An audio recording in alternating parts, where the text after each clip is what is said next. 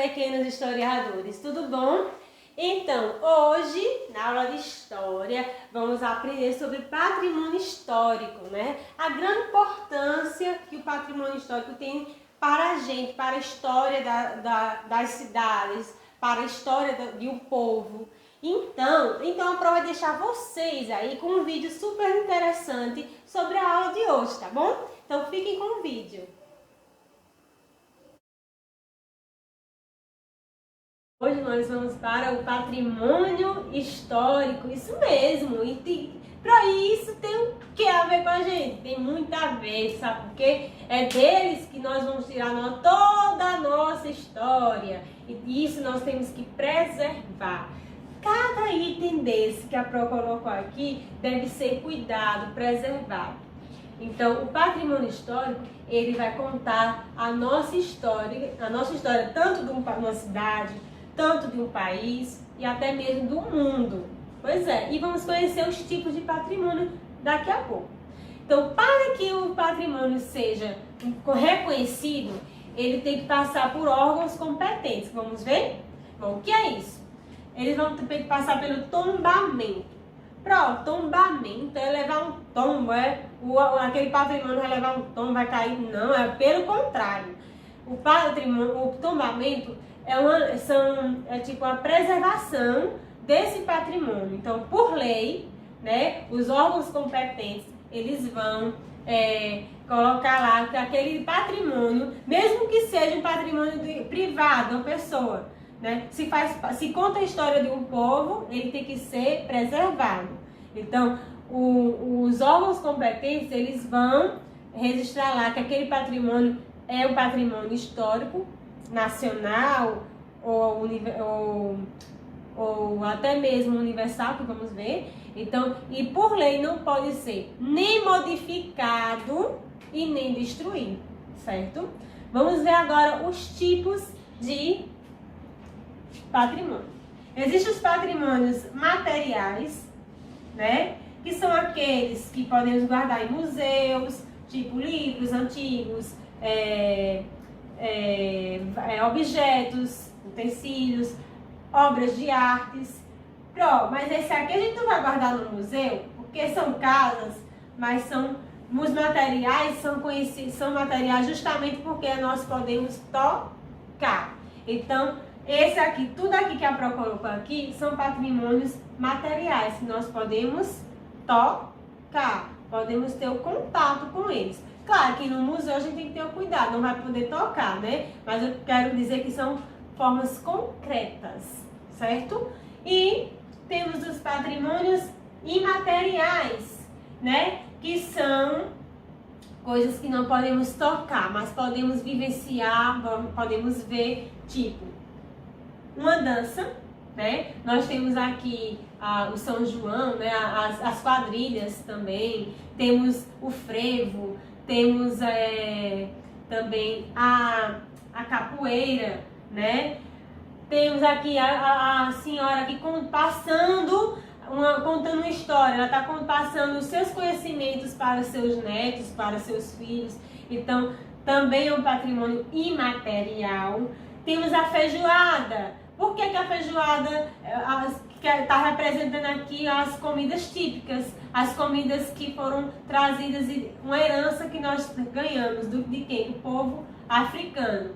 Assim como a dança da capoeira, que foi algo trazido uma dança trazida pelos africanos, né? Uma luta também pelos africanos, né? E que mostra assim, conta a história de uma nação, de um povo, né? Então aqui, tudo isso aqui é imaterial, eu não posso tocar, mas eu posso vivenciar, né? E até mesmo quando a mãe assim, tem uma receita em casa que passa da vovó para a mamãe até você. Isso também pode ser considerado um patrimônio, né, imaterial. Né? A receita da feijoada, a receita de um acarajé, a receita de uma tapioca, vai passado de geração em geração. Então, é um patrimônio imaterial.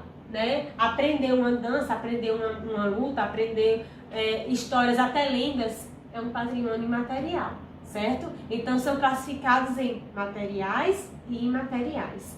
Agora vamos para o patrimônio histórico nacional. Porque esses patrimônios também têm essas características. Vamos lá. Primeiro vamos ver quem é o órgão responsável para fazer com que aquele patrimônio vire um patrimônio histórico. É o quê? No caso aqui nós temos a igreja de São Francisco de Assis, né? Então, o Instituto do Patrimônio Histórico e Artístico foi responsável para fazer com que essa igreja lá em Minas Gerais vire um patrimônio nacional. Mas nacional, a senhora não explicou. Quer dizer, nacional vai contar a história de um país. Então, são patrimônios que contam a história do nosso país. No caso, essa igreja vai contar a história do nosso país ou daquela cidade, né? E também para nós. Temos também o patrimônio universal, quem é o órgão responsável? A Unesco. Vamos conhecer como é o significado da palavra Unesco. Organização das Nações Unidas para a Educação, a Ciência e a Cultura. Nós temos aí, no livro de vocês, tem a muralha da China.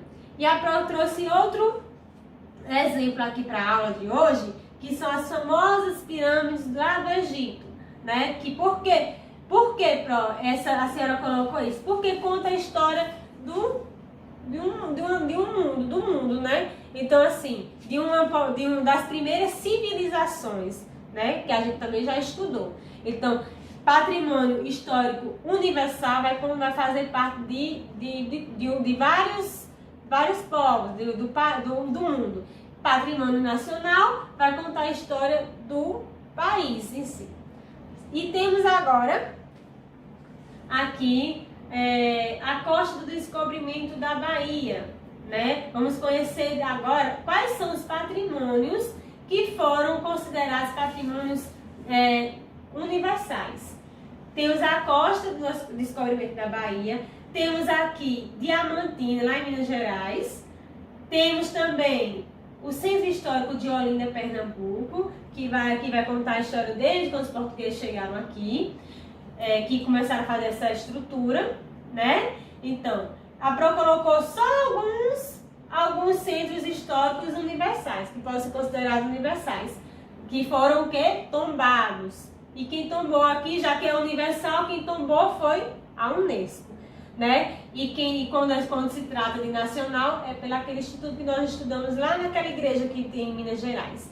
Bom, hoje a aula foi sobre a questão dos patrimônios, né? Materiais, imateriais, os nacionais, os universais e a importância deles para nós. Como nós sabemos, tudo que a gente fizer hoje vai virar história para as futuras gerações, né? Então, tudo que foi deixado para trás virou história para a gente. Então, nós temos que preservar esses patrimônios para poder contar a história para a futuro, os nossos filhos, os nossos netos que virão, para o povo que ainda vai vir e vão conhecer um pouco dessa história. E também conhecer a história de nós que estamos aqui hoje, mas que nós vamos deixar alguma coisa, alguma história, algum acontecimento para o futuro. Então, meus amores, gostaram da aula de hoje? Entenderam direitinho? Que bom! Então, até a próxima aula de história, certo? E um beijo!